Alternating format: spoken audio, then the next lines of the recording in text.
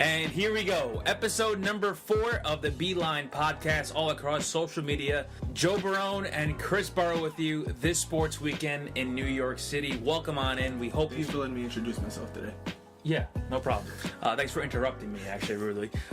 We hope you've been riding along with us this entire time. There have been 3 episodes already, so make sure you keep on continuing with us. But we both shared, right, Chris? Yes, we did. We both shared the link on Facebook. We'll keep on sharing it for you so that you can give us a follow, a like, and right, that's where we are, right? Yep. All right. So in general, keep on sharing, keep on helping us promote. Thank you for all the support. Thank you for the support. Exactly. Follow us and like us on Facebook at The Beeline. Tell your friends, tell your family, and Tell everybody that you know. Exactly. So just overall, Chris, quick recap of episode 3. We had a great guest on the show.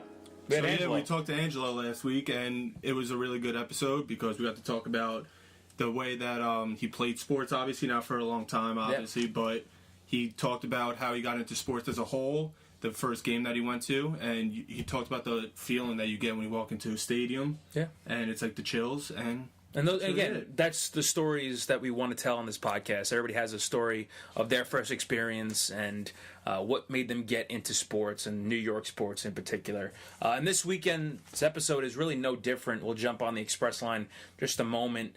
But I think it's time to introduce our third ever guest on the Beeline. She's the corporate communications and social media coordinator over at Source Media in Lower Manhattan.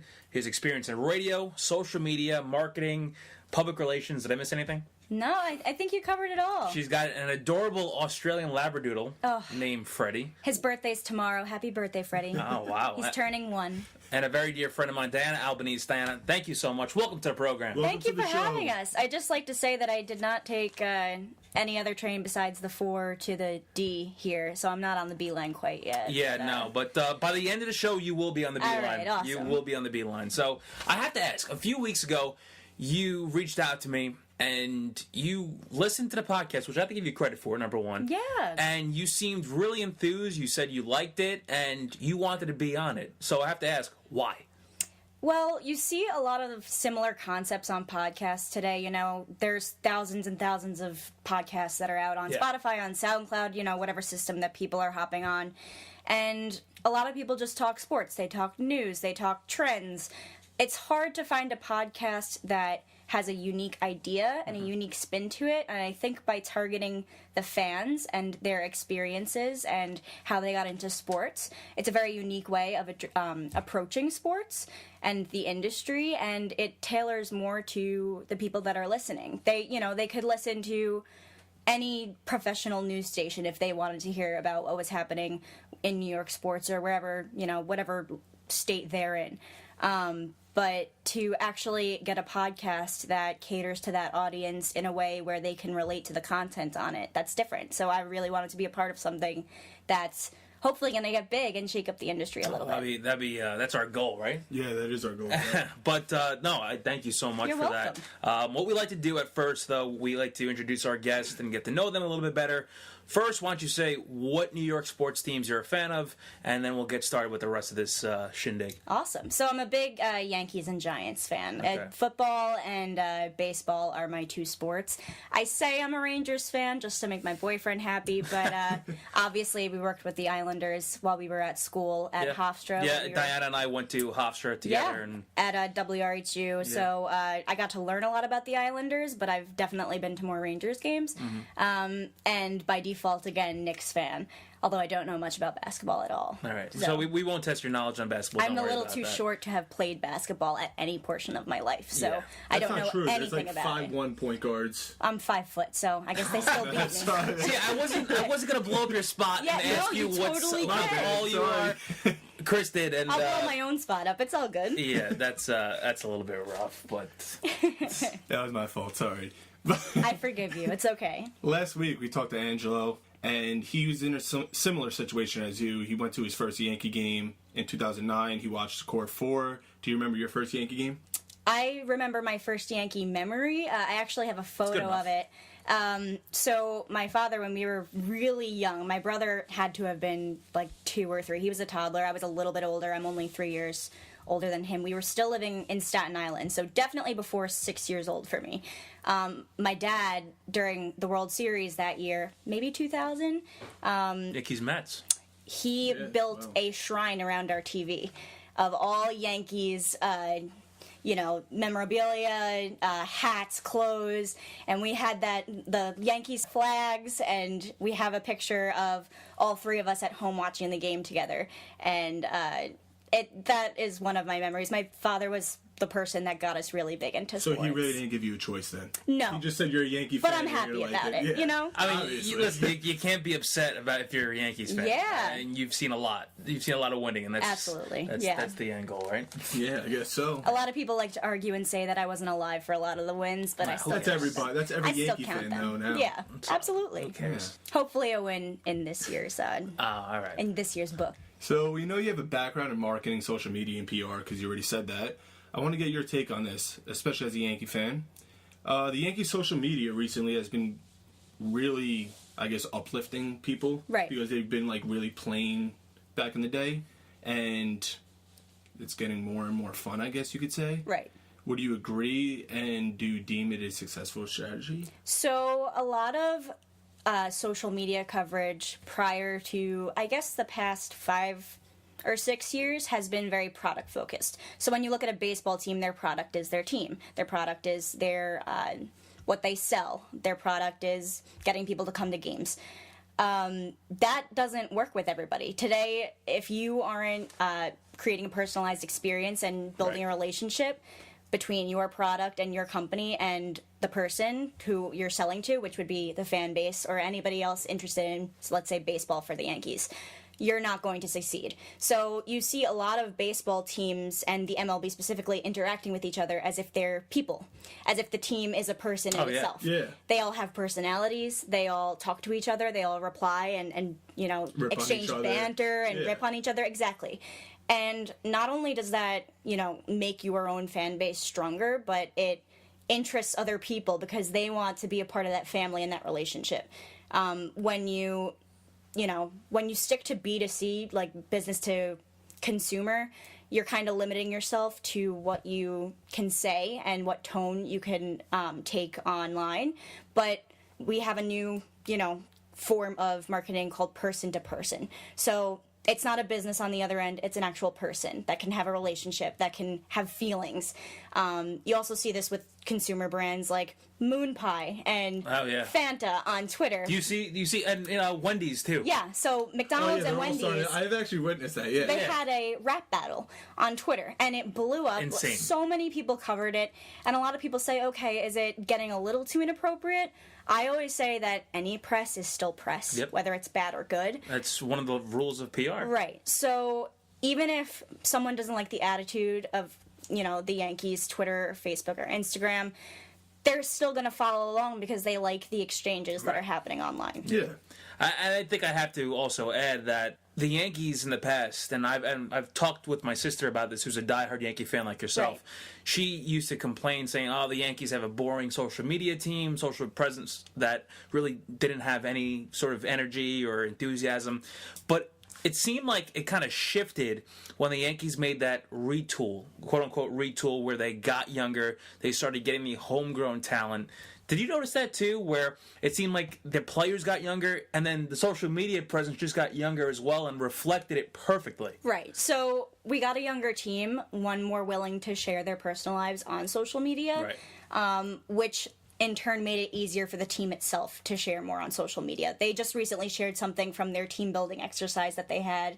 They had some sort of mentor come in and showed all of them like falling asleep on each other. I think it was some sort of hypnotist. It was just so funny to watch and to see online, and you actually felt like you were in the room. It's not so much just, here's a player card on our Instagram so you could see the lineup for tonight's game. It's here's what we're doing behind the scenes. Here's what the players are like behind the scenes. Come join our family. So that's pretty much the take that people. I love that type of content. The behind the scenes. I don't know about you, but no, yeah, but the Yankees have always been plain and stuff. Right. That's just how their franchise it's the business. is. Yeah, it's the business. They don't have the names on the last names on the back of jerseys. They make you shave your beard. They've always been like that, but they're lightening up now because they've for example, DD puts out a tweet every time they win. That's one of my favorite parts of post-game wins. The emojis. Is going to Didi's Twitter and seeing... I have had to make the connection between, like, emojis and players, like, who he assigns what, especially when a new young player... Do you follow it now? Yes, absolutely. Oh, my God, it's hilarious. Some of it's confusing, though. Right, it is. So, like, we went to a game last season with... a couple of people, and Andujar, I think it was, hit a walk-off, and I went on Didi's, and I was like, what emoji is he going to assign to him? Right. Like, you know, the young guy, you know what I mean? So, it wasn't Andujar, it was Gleyber Torres. Still one of the young guys. Yeah, still one of the young guys, but, like, he had, like, a baby bottle or something, so it was just so the funny baby bombers, that's why. Yeah, exactly. Yeah. So it's so funny to watch, and it's given a new take to the Yankees playing that, like, you know, people now go to Didi's Twitter to, you know, see what he's going to tweet about and see who he's going to highlight in his tweets. Yeah. And like I said, it adds that element of something else to look forward to about the game. As a fan, especially. Absolutely. Right. Yeah, I guess, yeah. There's homegrown stars, obviously, in baseball.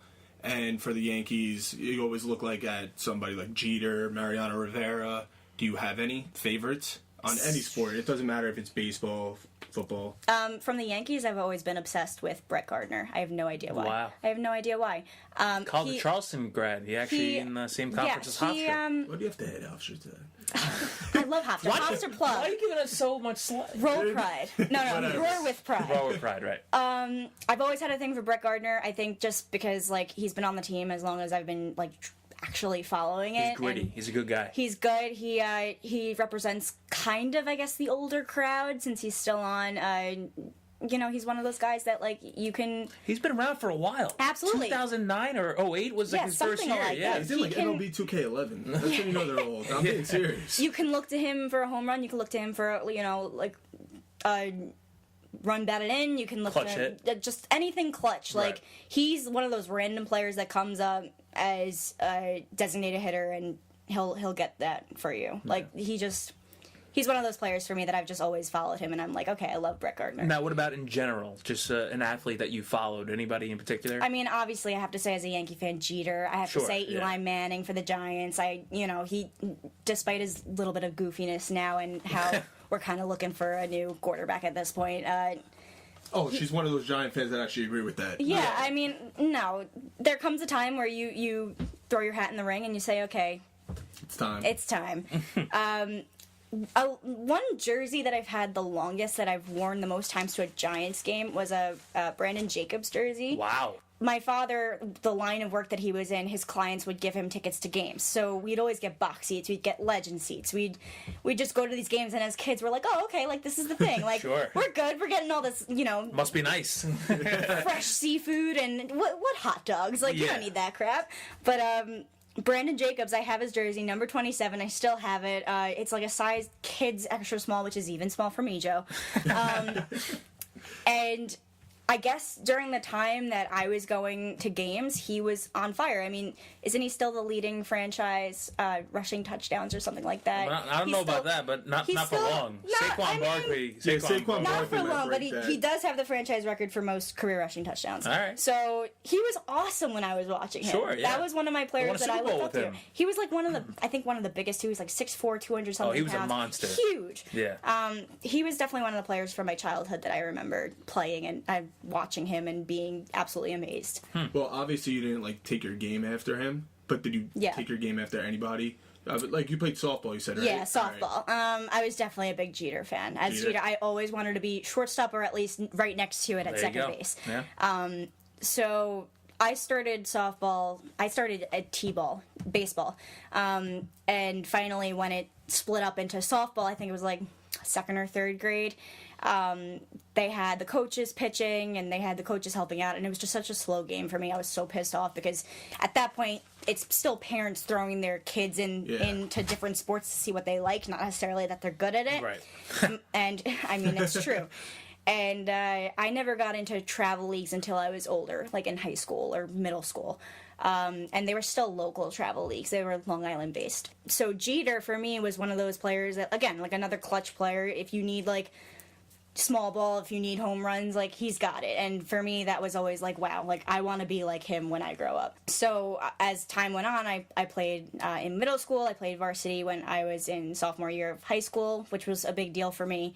It's for everybody. Yeah. Yeah. And I moved from infield to outfield, and I actually became a switch hitter. So Nice. Wow. So There's all of them. yeah, so my coach and I had like certain signs that no one else knew on the team, because I'd slap on the left side, or Sure. I'd bunt, or whatever. And I was fast. That's why I was in the outfield. They wanted me in right field because that's where all the balls were getting dragged out to. And I loved diving all over the place. That was one of my favorite things in the world, was just getting dirty and diving. Yeah.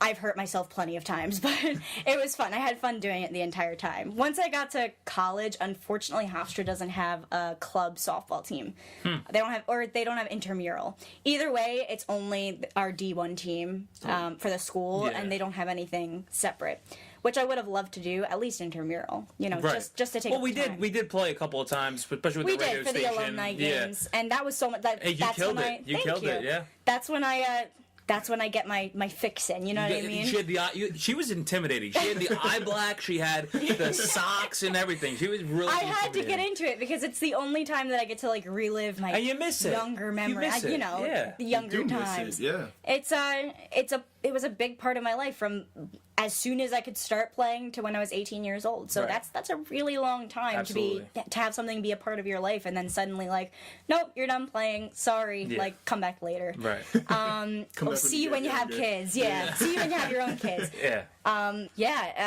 Definitely Jeter. Jeter's been, I think any Yankee fan could say that, but specifically for me, being that I played softball, Right. he was somebody that, my dad, don't you want to be like Jeter? My parents would say, you can emulate this. Right. He's cool. So, yeah. A lot of parents basically did that with Jeter. Right. Jeter was the face of class the act. franchise. right, yeah. exactly. But also for young girls, one person that they looked up to perhaps was Serena Williams Right. as well. And Absolutely. it kind of dovetails into what I want to ask you about next. I don't know if you saw it, but Nike had the Dream Crazier I think everyone saw ad. that. It was so my question to you is, from a PR perspective, is Nike just doing everything right, especially from going back to that Kaepernick ad, which really wasn't offensive at all, to now this, which is highlighting women and what they do for sports. Right. Definitely, I'm going to go back to a point I said earlier, that any press is good press. Sure. Nike's main audience are sports players or anyone that's involved athletically in some sort of activity, because they have all workout clothes, they have sports casual gear, they have sneakers, obviously. So to be able to represent other groups through their commercials, to show that Nike isn't just a sports brand, it's much more than that, it means more than that. Right. That just opened up their arena, like it just spread out their reach so like times a million. You're targeting all women in any position who have ever experienced, they've been in a position where they've been told they've been crazy or they're too much, or Yeah, I wanted to anything like ask you about that. I mean, I wanted to say, Serena in the commercial was saying that sometimes women in sports, they can't show emotion, they can't show passion, they can't play against men, they can't get angry. So you believe that? Like, why is that? And how do you try to beat that kind of stigma? Right. So I think in general, women's sports are obviously less popular than men's sports. That's just how it's been, because it got the head start. And baseball is going to be more popular than women's tennis. Tell you what, women's tennis though gets a lot of views, absolutely. a lot of attention. And I'm very happy about it. Or a better comparison would be the men's soccer team versus the women's. Absolutely. Where Women's the women's soccer, blow them 100% out of the better. water. Yep. But they're still going to get paid more and get the better ad space. Yeah. Because that's just how it is. Right. But thankfully, that's hopefully changing soon, because, soccer is just a worldwide popular sport on both ends of the spectrum. Right. But, yeah, I mean, when you see a baseball player curse on TV or a pitcher curse on TV, nobody even thinks twice about it, right? Like, you see someone get struck out and they go back to the dugout dropping the F-bomb. Nobody bat over their head. Right. Nobody thinks twice about it, right? Yeah, nobody says anything. Throw in the cooler, yeah. Because that's normal for the sport. However, if you see Serena Williams having a full-blown You're temper referring to that tantrum tennis match. I during a remember tennis match that she's very passionate about. She's won, 23, 24 titles, yeah. had a child, and came back for more. Yeah. That's what she says in the commercial. That's what she was referring to. That's what she was referring to. Do you not know that? Right. I just caught on. Right. Yeah. I mean, that was news for like a week, 2 weeks, saying Yeah. everyone's speculating, well, why would she react like that, and what is she doing? And there is that stigma. Like, we can say that we're improving as a society, but there still will always be that stigma, Yeah. and we have to work towards that not being a stigma, not just to be accepted, but a lot of women don't stand up for themselves and don't show their emotions and express those kinds of thoughts because they're afraid that they're going to get that reaction Yeah, and get judged. from other people Yeah. Right. and be judged. Yeah. So hopefully, I mean, this commercial had a really great message for both women and men, just to, it's not crazy until, your crazy dreams aren't crazy, Just gotta because do it. you just got to do it. Yeah. So I hope that message is resonating with a lot of, little girls and boys who have dreams, and they should go for them. Right, absolutely. All right. So, have you ever been faced with a situation, obviously being a girl, that somebody judged you on a certain sport? Just sports knowledge Yeah, in sports general. knowledge.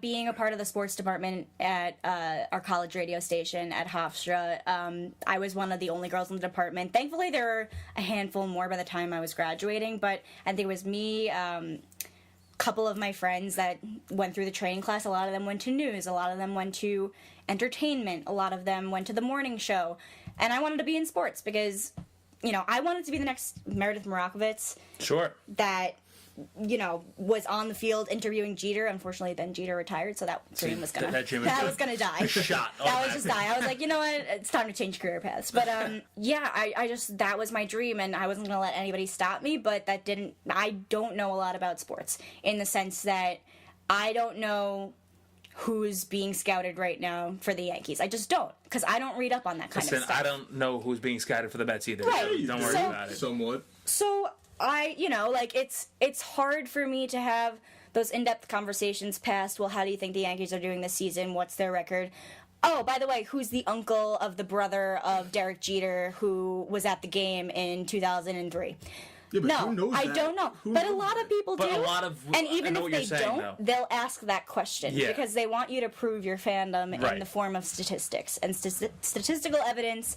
So Right. specifically, we're going to shout out my friend Mark Wiener. He asked me if I liked hockey, if I had like a specific, team that I was rooting for besides the Islanders, because that's who we worked with at the station. And I said, well, by default, I'm a Rangers fan because that's who my boyfriend is a fan of. And he said, you're not a Rangers fan. Like, you can't even name 5 people off the roster.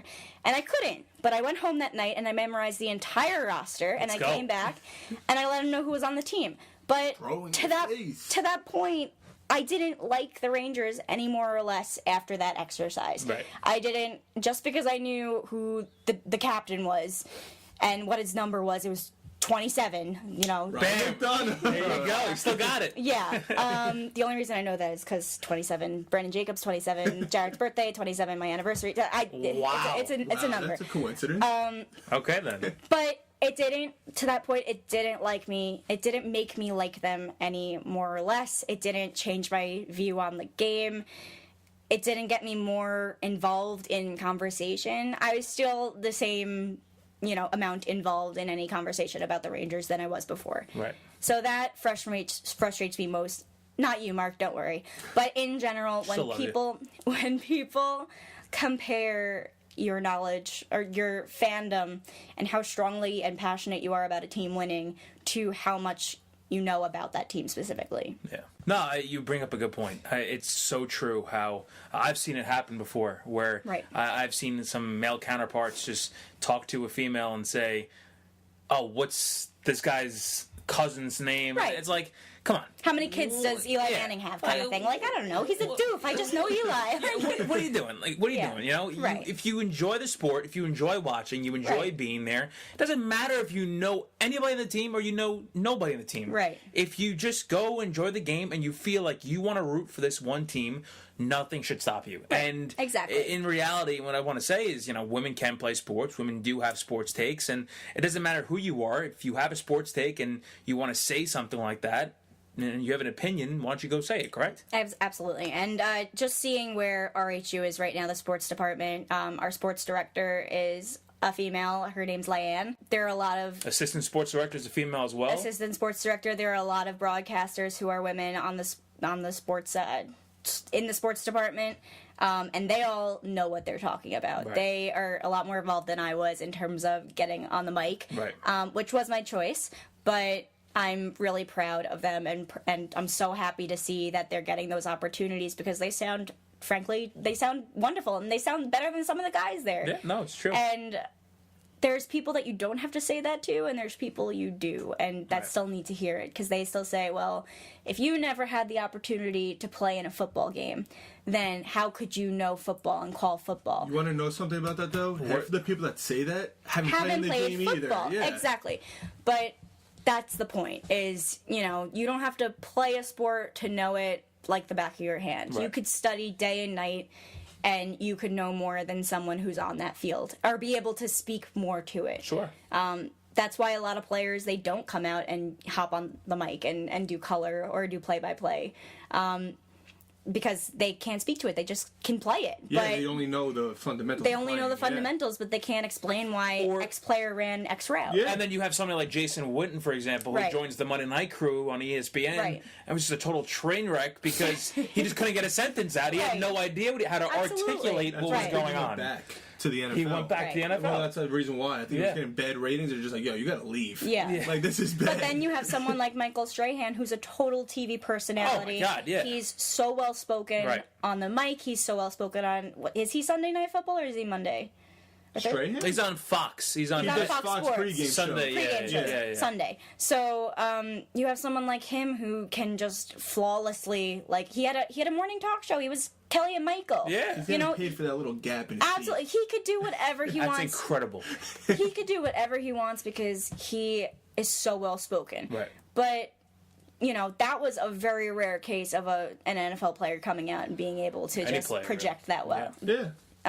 So yeah, I think that women should be given the same opportunities because they can learn just as much off the field Absolutely. as they could on. Well, obviously you know your sports. Thanks. As you can tell. A little bit. You studied on the Rangers and everything, and you threw it right back in that kid's face. I couldn't do that now. I could not. I'd have to restudy. Well, no, but it also doesn't help that the Rangers traded the entire roster. Yeah, so I probably know no one. Yeah. You're a young team. So I get it. Yeah. I get it completely. So you only have, you said technically two favorite teams, Yeah. Yankees and Giants. Which one would you appreciate a championship the most, and why? I have two scenarios. Okay, let's hear this. I can't pick one because I think You the gotta pick Yankees. All right, I'll go with the Yankees because that's less far fetched. But Typical Yankee to fan. see them actually rebuild, like teams always say they're going to, Yeah. to see them actually rebuild with a young team and put together an unbeatable outfield, an incredible. I mean, I think their pitching rotation isn't that half bad. Hopefully, they prove me right. But to see them win a World Series after actually doing what teams say they're going to do and they don't, that would be outstanding. We've been waiting for one. I want to see one Oh, in my. Met fan having, yeah, no Uh-huh. problem. Shh. I want to see one. I want to see one in my adult life. That would be Got it. amazing. You want to go to the parade? I want to go. I want to go. I want to be able to experience that. I've never experienced a parade. I probably never will. Never will. The Giants, however, can All I right, be they're in mean? rebuild mode. They're in rebuild mode too. I get as mad about the Giants as you do about the Jets, Oh yeah, I get mad about that. and you get mad about the Jets. I do. You I think think he gets mad about the Jets? I think You haven't been to my house. He gets mad about the Jets. he gets mad about the Mets. Joe gets mad about the Mets, but he gets mad about the Jets. If you follow me on Twitter, you would notice I do. how I much do. I get angry during baseball season because Oh, that's the best. it's just the same story, same nonsense with and the then all Mets. your followers get mad at you too. Well, that's just great. That's another story. I used to go on just to have like a nice laugh before bed and be like, oh, okay. Well, I'm glad I'm providing that entertainment for everybody. Yeah. I'm glad I am. That's But- awesome. Yeah, but I guess that's really the perfect segue. You picked the Yankees. Yankees, for the record, all right? Yeah, a little confused for for the a second. That's a perfect segue into the Express Line segment of the show, Beeline Podcast. Joe Barone. Chris Barrow. Thank you, Joe. And Diana Albanese. Diana Albanese, our New York sports fan of the week. It's the part of the show where we'll hit some stops. I guess we'll go 4 stops. Although we might go 3 now because you did take one of my questions. I was going to ask you about the Yankees. I'm sorry. But I'm too good at this. And then we'll take some callers because we have a special segment planned that kind of combines with the 4th and final stop. So first, let's stop at Chelsea Market, where MLB headquarters that's located. Fun. Last week we talked about pitch clock and baseball and how they'll adapt. I guess we have to talk about this week how Bryce Harper and the Phillies just agreed to that monumental blockbuster. 13-year deal, $330 million, the largest contract in North American pro sports history. I read that yesterday, actually. No, it really was, yeah. Bear with me for a second. Harper's making $330, Giancarlo Stanton $325, Machado now with the Padres at $300. It doesn't look that bad. And then and Alex Rodriguez twice. Once with the Yankees at $275, and then the Rangers and Yankees at $252. So I guess I have to ask, and whoever wants to start first, what's next for baseball as far as the contracts go? Because we see now guys waiting until March to sign a contract, but then they get paid the $200 million, $300 million. What's next? A billion dollar deal? You're the guest. I mean, the more money that's involved, the less it's going to be about the sport. And I think the less players are going to go for the teams that they're most passionate about. You know, who cares if I'm winning a World Series next year if I'm getting paid a payout of $300 million at the end of my life? Right. Which is sad because, you know, would Machado have really gone to the Padres if there wasn't that kind of contract? No, absolutely no. not. I don't think so. I think that he'd choose a team that was actually a contender in the Yankees. Dodgers or Yankees. Dodgers or Yankees. And I'm not just saying that because I'm a Yankees fan. We would love to have Machado. But, it's sad to see because it is going to be more and more about the money. Obviously, that has a little bit to do with the economy and how that's doing as well. Yeah. But...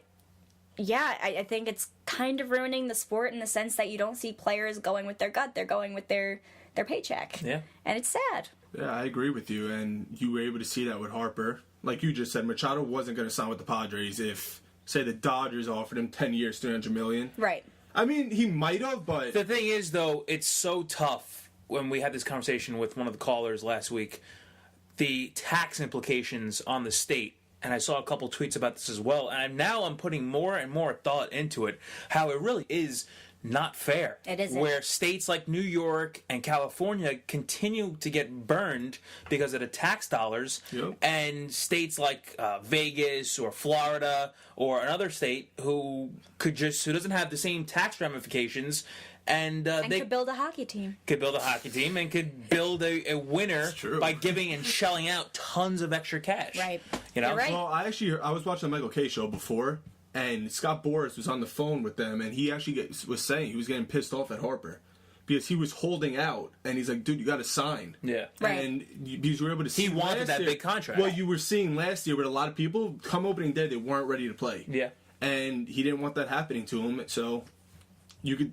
maybe he just chased the money. I don't... A lot of players are now chasing the money. Very rarely now do we hear that a player is giving a hometown discount to their team or going to a childhood team. This is why, I tie back to hockey, for example, a guy like Kevin Shattenkirk with the Rangers, he grew up a Rangers fan out in upstate New York, used to go to practices and watch the Rangers practice there. He saw the 94 team. When he's a free agent, he signed the Rangers, and he didn't take the money that the Devils or Washington or anybody else was giving him because his childhood dream was to play for the Rangers, and that's why he signed it. So I give him credit. Harper, because he wanted to go west. He kept on saying, I'm going west, I'm going west. Right. And what got me was the Giants offered him, 12 years, 300? I'm not sure. It was like 300 plus, say. I saw 12 years, I knew that. But if you really wanted to go west, you could have just took the less deal for, how much money is it? $30 million? I know it sounds like a lot, but...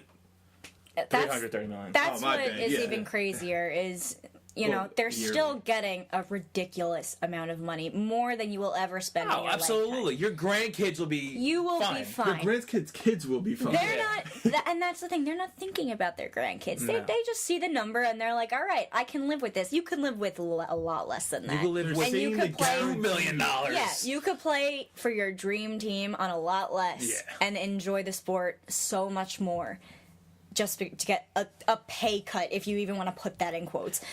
I mean, ridiculous. and that also doesn't go and take care of the situation with ads, Right. And Endorsements, Under Armour, Are yeah. you kidding? I mean, Right. there's so many more opportunities to gain money than just the contract itself. But, Absolutely. I I think. just learned to hate him more, by the way, for all you Met fans. So. Oh, Harper, yeah. I can't stand the guy. He's still a good player. I respect him, but I don't like him. I feel bad for Machado. I'll boo him. I feel bad. Why? He's going to San Diego. His deal looks He'll be like living- nothing He'll now. be living on the beach. His deal looks like nothing. That's it. Oh, listen, the Padres have a Hey, young they're going to team. be good. They got Tatis. They got a good team. I don't know about it. They're going to be good. Relax. Whoa, calm down. They All get right. some pitching. They're in. Yeah, sure. Okay, so our second stop on the Express line, 161st Street, Yankee Stadium out in the Bronx. Yankees spring training day. Have you been watching them? A little bit. They're kind of on during work, so I can't really catch the Okay, games. so for but, guys like me who right now don't have a job, I'm all a right, loser. all right. to add Stop that. that. Because Stop. I'm playing the smallest violin for myself right now. Okay, SpongeBob. But, feel bad for him. but no, in general, what are you, I guess, looking forward to most for the Yankees this year? Because you stole my question earlier My bad. about the rotation. Thanks for teasing that. But no, what are you looking forward to most? Is it the young guys? Is it the Aaron Judge again? Maybe the pitching rotation, the bullpen back and better than ever? Right. To see those young guys shine even more than they did last year. We got a little taste of what they were capable Sure. of last year. But this season, I feel like we have a more complete team. Yeah. We have guys like Aaron Judge, who were the baby maybe last year, 2 years ago, stepping up, and now we're like, oh, okay, like he could be a leader Oh, on this yeah, team. absolutely.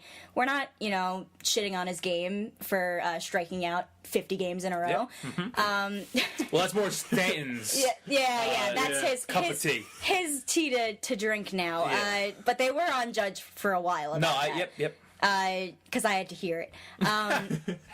But seeing players like that also move into leadership roles, and even though they're still young themselves, lead this team to hopefully a World Series. Hopefully. I'm actually intrigued to see how Gary Sanchez Oh, that was my is question. going to be. I mean, No, I was just saying that was my question. I was have gonna such- ask her anyway. Gary Such- Sanchez struggled a lot last year. A love-hate relationship with Gary. You see like every him. Yankee fan on the planet. You see him at the home run derby 2 years ago. Was it when he hit I can't 17? remember. To beat out the previous home run derby champion, and then you see him letting balls go under his legs behind the plate, and you're like, what the hell is this guy doing in the major leagues? Yep. He can Frustrating. be clutch when he wants to be. So I think we have two other catchers in the rotation must that be could nice. go in. But I mean, it's hit or miss with him every time. But we keep putting our faith in Gary Sanchez. Hopefully, He's good. It He'll helps be us fine. out this At year. least He's we a had good a player. hitting catcher. That's a Wilson Ramos. What are you Was complaining this the about? first year they had a hitting catcher? Yeah. I Yeah, mean, Travis Darno, my boy. That's an argument between you two off the mic. Listen, I think the Mets will be fine as far as catching goes, but we're not talking about the Mets, right? Well, no, I have a quick thought about the Yankees, though. Sure. I was, like I said, I listened to Michael Kay, obviously. Some guy, she brought up Judge with the strikeouts. He was saying that he wants to see a lot less strikeouts this year. Last year, it was a lot of, all right, home run, strikeout. Right. Strikeout, home run, strikeout. But he strikeout. also, I can't remember his average offhand. He had Well, a- if you can't, I can't. No, but either no, way. he had like a solid stretch. He was batting I think 295. Yeah, he was really, really good for the Yankees last year. But I agree. I think to become the overall generational star that will lead the Yankees for many years to come for Aaron Judge, he's got to cut down his strikeouts. Right. And perhaps increase base hits. but also get on base, whether it's a walk. Harper gets on base with a walk. Get that on base percentage is just as important sometimes as And as I the think we've average. seen that a lot towards the end of the season from Judge. I saw some small ball from him Yep. where he was, just getting to first, getting to second, and he wasn't swinging for the stands. Like for 480 feet, right? right, exactly. Like he didn't need to because he knew, like when you're good, you're good. When you Yeah. can make that connection, you can. Right. You don't always have to hit that home run. You could be a clutch player by still getting to first base. Okay, so our next stop on the Express line out to the Meadowlands with Big Blue. That's Diana's second favorite team, I guess. Yeah. The Giants. There were some reports that the Giants were interested in trading Odell Beckham Jr. General Manager Dave Gettleman said, nope. Why will we sign him to the extension if we're going to trade him, this and that? It's the NFL, though, so you really can't predict who's going where. My question then is, do you want to trade Odell? No. Why would you want to trade a player who he's very passionate about being on the Giants? He has a lot of antics. Right. He jokes around a lot. He makes headlines for stupid stuff. Yeah. But that doesn't... Like peeing like a dog in the end zone? Right. Yeah. But that doesn't change the fact that he was a part of a play where a wide receiver threw a touchdown last season. Sure. And it doesn't change the fact that if you remove Odell, you have a puzzle that's not yet complete. You're taking one of the puzzle pieces and you're throwing it in a fire. And you're never going to get that complete puzzle until the next young player steps up into that role. Right. I think he still has a lot to offer. It would be stupid to trade him. He's still maturing himself. He's only 1 to 2 years older than us. And yeah, technically, yeah. Yeah, and that's crazy to think. I know. It's like, what are you doing with your life? Right. Recording a podcast in a bedroom. In a basement. Yeah. In a basement. Yeah, I don't know. For me personally, I think it would be a dumb move. Until he shows that he isn't capable of playing the sport, then... you see it. You see how angry he gets. He's very passionate, and he's willing to play. He's talented. He's a hell of an athlete. He is a bit of a head case, but if he's putting up the numbers, what does it matter? Right. For me, it doesn't matter how much chaos you're causing. If you're helping the team win, that's all that I care about. Right. If you're still focused on the fact that he proposed to a goalpost, like that's I didn't even know he did that. That's the net for the kicker. Oh, yeah. Because he hit his head and then he broke. Like it's that's weird. on you. He's weird. He's a weird that's guy. On you. Hey, look at football games. Who cares? Would you rather a football player that like hurt dogs? Like no, you would exactly. No, I'd rather someone that pees in the end zone. Like I don't know. Like it's not that bad in my opinion. Yeah, it's funny. It's stupid, but it's funny. Right. Exactly. Yeah. And that's after a touchdown, so I'm already happy. Exactly. So you're already jumping up. Yeah. You saw his rookie year. He broke all these records. Yeah. He's a very good player. No doubt about it. That catch will go down. The one-handed catch against Dallas. He won an award for it. Yeah. So I mean, I think he still has a lot to offer. I think he still has more to prove. He's not just a one and done type of player. Don't trade him away. Let the team see how he interacts with some new players this year, and hopefully we'll do better than last. Sure. If they were to trade him, because I saw some reports that the Jets would give them the number 3 pick. Damn. If they got Odell and a first rounder, would he do that? Because the Giants need a quarterback. Hold on a second. You want the Jets to get Odell? I said, what would it take? I'm saying for you. I don't want the Jets to get Odell. Okay. What made you think I wanted Odell? I don't know. You asked the question, so it made me think you wanted Odell Listen, Beckham. You might want him. I don't think he wants you. No. We could be 0 what is it, 18? 17, 16? We have a 16. bright future. Don't start throwing stuff at us. We could be 0-16 and he'll still want to be a Giant because he gets really pissed off. But he said he wanted to play in L.A. All right, so let him go to LA then. I don't know. There you go. I'm not in his head. I don't know what he wants. I'm not like those sportscasters that are like, this is exactly what's going to happen, and then they're wrong and they still get paid. Bryce Harper, for So you know what? I should get paid for this. You know what's in my head right now? What? Food. And Oh I think that's God, the me perfect too. segue As I into hold your our grandmother's fourth coffee. and final stop on the Express line. We're stopping at every ballpark because we're trying something new. Time to talk ballpark food. I just saw an article actually in the New York Post. A writer was ranking the food at Yankees spring training complex. What a Now, life. some of these options are incredible. One of them is a house smoked pastrami sandwich. Another one was loaded kettle chips with pulled pork. Wow. Another one is shrimp. Mojo shrimp. Mojo shrimp. I'm not sure what that is. Scallions crispy chicken sandwich. All right, so let's get into this because we're going to make our listeners hungry because we're hungry as well. What was the best thing you've had at a game, and what do you kind of go for when you're at a game? So my go-to, whenever I go to a baseball game, I get a hot dog. Boring. I get... Come on. Relax. Let me finish. Okay. I get hot dog. I get a water because I'm not stupid. It gets hot at those games. It does. You got to stay hydrated. You do. And the drinks are also like $8. Exactly. Get a water bottle. At least it's like $5. Sure. That's how much I pay for a case of water, by the way, at ShopRite. Less. Cheaper. Hot dog with mustard. I get Cracker Jacks, popcorn if I'm feeling it, and ice cream. Nice. So you're a snacks girl. I'm a snacks girl. You just said wow, but it spans the course of No, 4 I know. hours. It was nothing against you. It sounds delicious, I know. The most amazing thing I've ever seen at Yankee Stadium is I don't know if it was recently or if I just hadn't seen it before. They have a shake station that if you've ever been to Black Tap Burger in the city, have these insane milkshakes where they don't put the brownie brittle and M&Ms. No, they put an entire Chipwich and brownie on your shake. They cover the sides in sprinkles.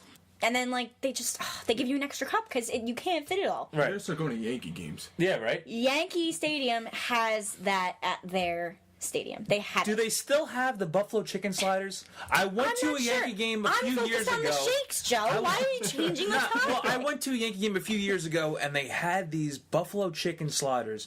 So delicious. It was spicy. I'm a huge spicy chicken guy, buffalo chicken guy. So when they came in slider form, I was like, wow, that's perfect. With some fries, it was delicious. But I'm also a big milkshakes guy. Yeah, so I've never actually gotten one of the milkshakes there because... You might have to this year, though. If I had gotten on that line, I would have missed the entire game. That's how long it was. Not worth it. That's how long. My best food experience at Yankee Stadium... As I said, my dad, his clients would give gifts at the end of the year. They would be tickets. I got legend seat tickets to the Yankee game with my family. Legend seat tickets includes an entire buffet of some of the best food you could imagine. Whether it's fried... So it's all you could eat? All you can eat. Whether it's fried food. I specifically remember, because I was a little bit younger, going down the line and just being amazed because you can grab 3 bags of peanut M&Ms. Everything was just laid out for you. And it was finger food, seafood, if you wanted burgers, if you wanted a pulled pork sandwich, if you wanted, a shrimp dish, you get whatever you want. And you just go through as many times as you want until it was closed. That was the most magical. And we were 4 rows behind home plate, so I got the corner seat where you could see me on camera. And it was just the most amazing. So stuff in your face the whole time. Oh my god. I think I couldn't breathe. Okay, well, that's a good feeling. Yeah. Yeah. I love when I can't breathe, actually. It's great. Especially when you're stuffed with great food. Oh yeah. Well, what about you? I'm simple. What does that mean? Chicken tenders and crab fries. Crab fries. What the hell are crab fries? Well, crab fries are not fries. simple. That's its own special thing. It's like a spicy, right? It's simple by me, so. Well, I'm from the South, I guess you guys call it. You're not from the South. You're from Jersey. That's not the South. What a crab fry. You're from South Jersey? Now that's a problem. I'm from Central Jersey. Okay, that's it does not exist, that bad. But, and a milkshake. Okay. All right, well, so for me, I always was interested in a pulled pork sandwich at Blue Smoke over at Citi Field. They have some great options. Right. Chris, you mentioned the crab fries. Big fan of that. But I'm also a big fan of, they have Mr. Softy. And I just love their standard vanilla milkshake there, because instead of paying $7 for a vanilla milkshake that is the size of a mug, I could get a tall cup of Mr. Softy vanilla shake for that same price, and it'll just be worth and it's worth the it. 750 calories that I'm indulging in. Right in left field. Oh yeah, absolutely, and it's worth it. I'm a huge shake guy. Yeah, Chris, I guess I'm the same with chicken tenders, but if I'm going for something special, it's the pulled pork sandwich or the buffalo chicken sliders. I gotta do that. You have buffalo chicken sliders everywhere. Jet game. Yeah. Why not? Great. Listen, I told you I'm a buffalo chicken guy. Those things were hot, right? Very hot. Oh yeah, I was burning my mouth. It was just you needed milk. It was a total disaster. You more than milk. You was sweating. Yeah. But anyway, it's time for some of your calls. We'll be taking your calls to hear your favorite stadium foods. So let's hear them. All right, PJ from Bergen County on the line. PJ, what's going on? What's your favorite ballpark food? Joe, Chris, how's it going? First time, long time. Glad to be on the show. Oh, yeah, thanks. Thank you. Of course. I'd say my favorite ballpark food, it's got to be the ice cream, but has to be in the helmet cup. I mean, if you're going to go for the calories, it's got to be worthwhile. I forgot about that. Yeah. That's the one thing I do know, that Mets give you the hat. Do the Yankees not give that? I don't know. Maybe I've never gotten They do. They do? I think I have Every a couple stadium of does it. Yankee ones. I have a pink Yankee helmet cup. I have a blue one. But my dad and I actually collect a bunch. We have some Mets. We have, some Washington Nationals ones. We also have minor league teams from around the tri-state area, including like the Love Staten that. Island Yankees, the Cyclones, and stuff like that. So, it becomes sentimental along with just the snacks. That's why I like it. I love it. Awesome. All right, thanks, PJ. Thank you. Thank you, guys. All right, so now we have Dan from Long Beach, New York. Dan, what is your favorite ballpark food? My favorite ballpark food is the grilled sausage at Citi Field. Wow. You're one of those sausage and peppers, greasy type of guys. Onions, even in the cold, you gotta, especially in the cold, you gotta have that to warm yourself up. But that is the ideal prime item for food whenever I go to a sporting event, so specifically a Mets game in this case. Yeah, see, for me, those things they always smell so good. Like I you're walking past looking for food. The grease. Oh yeah, I mean, but I don't know. I never tried a sausage sandwich over there. I always got like What? yeah. So I guess am I missing something? Well, listen, I mean, I have two ideas. One, we can obviously go to another game like we've done in the past, and we can get one, which I think is always a good idea. Or we can start our own business of selling not sausages but the sausage grease. We can save the sausage for ourselves, and you can sell the grease to either you can have people eat them and risk their health, or just smell them, or make deodorant out of them. Dan's a PR major. Yeah, Dan. Thank you so much for that, Dan. That's a of course. very listen. We'll table that here at the podcast, and we'll get back to you on It's not a that. bad idea. We'll get back to you. All right. All right, Dan. Thanks so much. All right. I'll see you guys later. So now we have Tiff and Brian from Hicksville, New York, and we're asking callers what their favorite ballpark food is. So my favorite ballpark food is hot dogs. I just feel like, you can have a hot dog anytime, but for some reason they just taste so much better when you get them at a ballpark. I agree, and they That's- called me Right? boring for that. That's so simple. Come on, you're better than that. Oh, I'm sorry. Oh my God. No, it's just magic. Like every time we go to a ball game, I'm like, I have to get a hot dog. And I really don't eat hot dogs like ever, just when I'm at a ballpark. Yeah, I mean, Yankee Stadium does like, I think what is it? It's like $20. You get this giant, weird, I don't even know what to call it, but it goes on top of a cup of soda. It's got French fries and chicken fingers. It's like $20 even. It's like a little I've seen like that. the bucket. bowl. It's, Yeah, the yeah, bucket. the bucket That thing. go on top of the drink. Yeah, Yeah. I mean, I guess that's chicken my, nuggets and yeah, French fries. all the But good stuff. one thing is sushi at Yankee Stadium, actually pretty good. Makes me nervous. Ballpark sushi. No, I'm telling you, Yeah. it's not bad. It really Yeah, is. I don't know about ballpark sushi. I'm a little skeptical in sushi in general, so I'll avoid the whole raw fish at a ballpark, a dirty Yeah. ballpark type of thing. So, All I'm saying is 2009 ALCS, Game 6 got rained out. Me and my mom went to the stadium. We both got sushi, came back the next day. They won, went to the World Series. So I'm a big fan of Yankee Stadium sushi. all right, that's pretty interesting. All right, well, thanks a lot, guys. Appreciate the call. Yeah, thank you, guys. Thanks, Jeff. Thank you. All right, Anthony's on the phone right now from Springfield, Massachusetts. Good to see we got a Massachusetts caller There here. you go. Yeah, look at And that. we're getting callers to tell us about their favorite ballpark foods. Can you weigh in? Well, Joe, I think you know my answer, but anyone from Massachusetts will tell you that the best ballpark food is a Fenway Frank. And I know that you got to taste the one a couple summers ago when we went to a Red Sox game together. So Yep. you can attest, but I believe it is perfect for a hot summer day going to a baseball game at Fenway. And I think it really quenches your appetite at a baseball game. Quenches your appetite. I've never heard that saying Awesome. before. Satisfies the Quenches appetite. your And to break, just to burst your bubble a little bit, it tastes like a regular hot dog. It's just in Well, white. that's- It's in Wonder Bread. That's what it is. That's your opinion. Didn't say Am it I was wrong? right. Is it but not in toasted Wonder Bread? It may or may not be, but it's still good. It still tastes good, right? It does.